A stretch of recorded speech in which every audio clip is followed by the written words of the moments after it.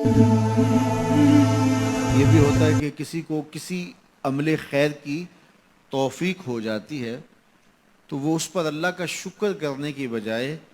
دوسرے لوگوں کو جو فی الحال اس توفیق سے محروم ہیں حقارت کی نظر سے دیکھنا شروع کر دیتا ہے۔ بعض اوقات کسی کو نماز پڑھنے کی توفیق مل گئی تو وہ بے نمازیوں کو حقارت کی نظر سے دیکھنا شروع کر دیتا ہے،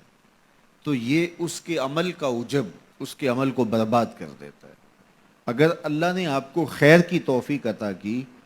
تو آپ ان لوگوں کو خیر کی طرف لانے کی کوشش میں لگ جائیں جو خیر کی راہ پہ نہیں ہیں۔ بے نمازیوں کو نماز کا عادی بنانے کے لیے آپ کی جد و جہد شروع ہو جانی چاہیے کہ یہ خیر مجھے نصیب ہوا تو اس کو بھی نصیب ہو جائے، نہ یہ کہ آپ کسی کو حقارت کی نظر سے دیکھیں اور خود پسندی کے مرض میں مبتلا ہو جائیں کہ دیکھو میں نمازی ہوں اور میرے پاس یہ ہے اور فلاں کے پاس یہ نہیں ہے۔ تو اس پر اللہ کا شکر ادا ضرور کیجئے کہ اللہ نے مجھے توفیق عطا کی، لیکن کسی کو حقیر جاننے کی بجائے اس کو خیر کی راہ پہ لانے کی کوشش کریں، تو یہ آپ کے صالح اعمال کی قبولیت کا ذریعہ بن جائے گا۔ نہیں تو اگر ریا شامل ہو گئی تو عمل برباد، اگر تکبر آ گیا تو اللہ کو تو پسند ہی نہیں ہے، اگر عجب پیدا ہو گیا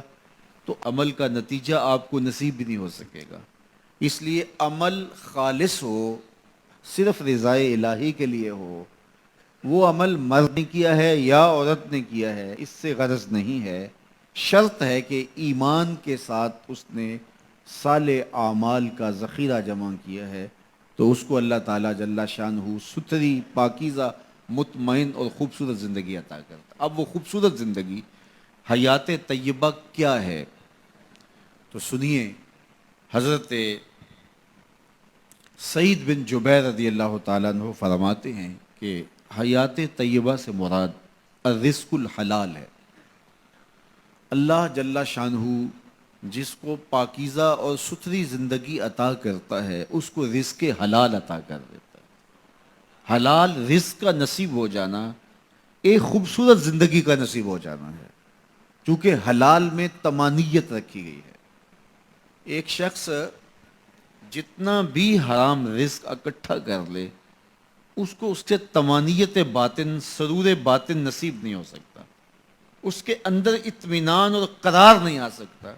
کیونکہ حرام میں یہ ہے ہی نہیں۔ تو حلال تھوڑا بھی مل جائے لیکن ہو حلال تو وہ باطن کی طمانیت کا سبب ہے، اندر کی روشنی کا ذریعہ ہے، اور ایک سرشار، مطمئن، خوبصورت اور خوشگوار زندگی کی ضمانت ہوتی ہے رزق حلال۔ اللہ ہم سب کو اپنی جناب سے رزق حلال ہی نصیب کرے، اور اگر ہم سچے دل سے یہ عہد کر لیتے ہیں کہ اللہ ساری زندگی تو ہمیں رزق حلال ہی دینا اور ہم بھی ساری زندگی حرام کے ایک لقمے سے بھی اپنے آپ کو محفوظ کریں گے، اللہ آپ کے لیے حلال کے راستے کشادہ کر دے گا۔